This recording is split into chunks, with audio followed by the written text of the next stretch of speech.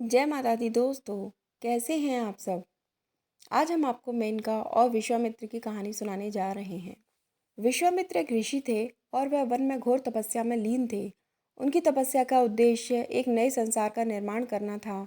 उनकी तपस्या इतनी कठोर और इतनी दृढ़ थी कि वन में रह रहे भयावह जीवों का भी उन्हें ध्यान न था।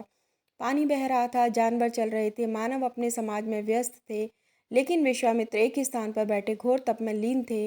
नारद मुनि को जब इस बात का पता चला तो उन्होंने यह बात स्वर्गलोक देवता इंद्र को बताई। नारद मुनि की बात सुनकर इंद्र चिंता में पड़ गए। विश्वामित्र के तप से उन्हें अपना सिंहासन हिलता हुआ प्रतीत होने लगा। इंद्र को अपनी गद्दी से बहुत मोह था।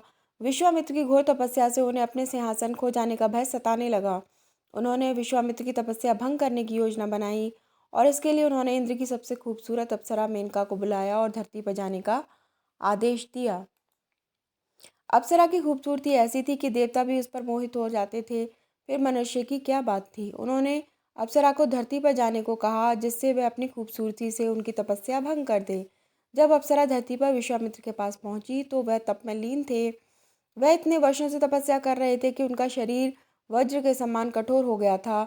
जंगल के जानवर का भय उन्हें हिला नहीं पाया था, तो किसी की खूबसूरती कैसे उन्हें विवश कर पाती। वह तप में लीन रहे और अप्सरा की खूबसूरती का उन पर कोई असर नहीं पड़ा।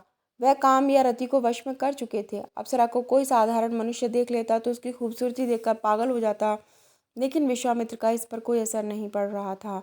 मेनका की मदद के लिए कामदेव आगे आए और विश्वामित्र पर अपने तीर चलाए। उनका तीर विश्वामित्र पर चल गया। आखिरकार विश्वामित्र थे तो एक मनुष्य ही, मेनका के सौंदर्य में मंत्रमुग्ध हो गए। अप्सरा की तरफ उनका ऐसा आकर्षण हुआ कि वे अपनी तपस्या भूल गए। उनके दिल में मेनका के लिए प्रेम आने लगा। मेनका अपनी योजना में सफल हुई, लेकिन विश्वामित्र को लुभाते लुभाते वह खुद उन पर मोहित हो चुकी थीं। वह विश्वामित्र की तरफ आकर्षित होने लगी। मेनका ने सोचा कि अगर उसने अपना सच विश्वामित्र को बताया तो वह बहुत क्रोधित होंगे, लेकिन वह उन्हें छोड़कर भी नहीं जा सकती थी। ऐसा करने पर विश्वामित्र फिर से तपस्या पर बैठ सकते थे। मेनका ने विश्वामित्र से विवाह कर लिया। मेनका के साथ विश्वामित्र गृहस्थ जीवन बिताने लगे। वह भूल गए कि किस उद्देश्य के साथ वह तप करने बैठे थे। वह पूरी तरह से मेनका पर मोहित हो चुके थे। कई वर्षों तक साथ रहने के बाद मेनका ने एक पुत्री को जन्म दिया।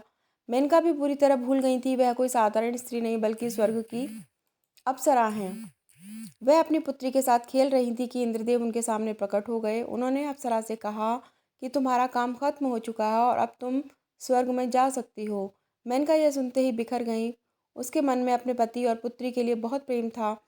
उन्हें छोड़कर जाना उनके लिए आसान नहीं था। वह रोने लगी और इंद्रदेव से विनती की कि वह उसे छोड़ दें, लेकिन इंद्र ने उन्हें धमकी दी कि अगर वह साथ नहीं चली तो उन्हें पत्थर का बना दिया जाएगा। अब मेनका कुछ नहीं कर सकती थी। मेनका ने विश्वामित्र को सच बताया। उसने कहा कि वह स्वर्गलोक की अप्सरा है और उसे धरती पर उनकी तपस्या भंग करने के लिए भेजा गया था। विश्वामित्र यह सुनकर बहुत दुखी हो गए। मेनका ने पुत्री को विश्वामित्र के पास सौंपा और इंद्र के साथ चली गईं। विश्वामित्र ने उस बालिका को जंगल में एक ऋषि के आश्रम पर छोड़ दिया। यह वही बालिका थी जो आगे चलकर शकुंतला बनी और उसका विवाह दुष्यंत कुमार से हुआ। अगर आपको ये कहानी पसंद आई तो प्लीज़ हमारे चैनल को लाइक और सब्सक्राइब करिए। Thanks for watching.